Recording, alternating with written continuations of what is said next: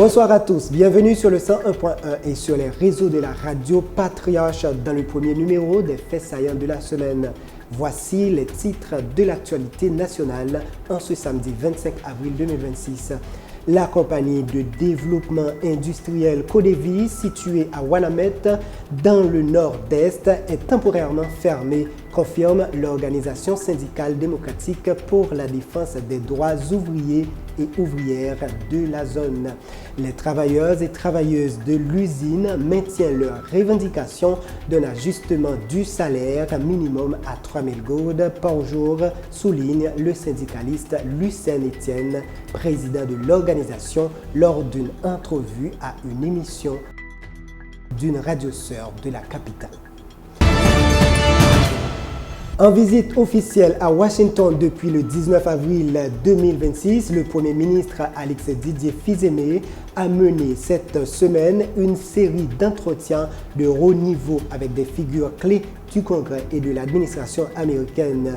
Le chef du gouvernement a placé la sécurité au sommet de son agenda, la présentant comme le socle indispensable à toute transition démocratique.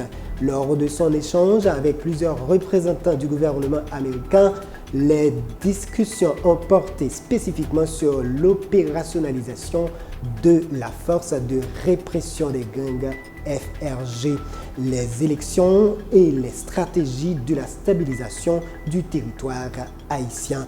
Le Premier ministre haïtien Alex Didier Fils-Aimé a lancé un appel pressant au Conseil de sécurité des Nations Unies pour un appui accru, rapide et concret au déploiement de la force de répression des gangs, notamment sur les plans logistiques et financiers. Dans une intervention devant le Conseil de sécurité des Nations Unies, l'urgence est absolue, a-t-il déclaré lors d'une réunion du Conseil de sécurité à New York, consacrée à la situation en Haïti à la lumière des avancées politiques et des défis sécuritaires. Dans un contexte de crise sécuritaire persistante, le chef du gouvernement a rappelé qu'aucun développement n'est possible sans sécurité. Il a indiqué que des progrès sont observés dans certaines zones de la capitale, progressivement reprises, selon lui, grâce à l'action conjointe des forces armées d'Haïti, de la police nationale d'Haïti et de la FRG. La vie économique et sociale y reprend timidement, mais sûrement, ajoute-t-il. Alex Didier Fils-Aimé estime que le déploiement de la FRG doit intervenir sans délai, tout en étant accompagné d'efforts soutenus à moyen terme pour une stabilisation durable du pays. De son côté, le représentant spécial du secrétaire général des Nations Unies a salué certaines avancées dans le processus électoral, tout en exprimant des préoccupations face à la persistance de l'insécurité. Plusieurs délégations ont insisté sur la protection des civils, le rythme de la transition politique et la nécessité de renforcer l'aide humanitaire.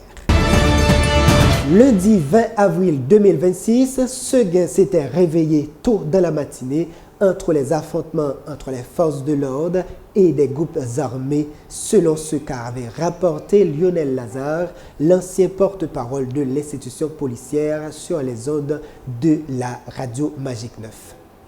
Citant des informations provenant d'habitants de la zone, Lionel Lazare avait indiqué que les forces de l'ordre résistaient aux groupes armés qui tentaient d'envahir cette localité de sud-est.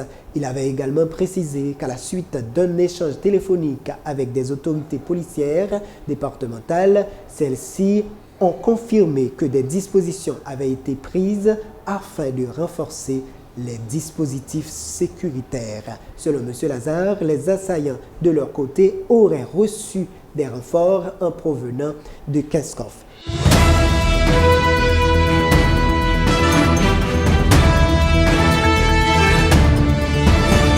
193 prisonniers de guerre échangés entre la Russie et l'Ukraine. Moscou et Kiev ont annoncé vendredi 24 avril 2026 avoir procédé à un nouvel échange de prisonniers de guerre. chacun récupérant 193 de ses soldats. L'armée russe a indiqué que les Émirats arabes unis et les États-Unis ont joué un rôle de médiateur pour faciliter l'opération.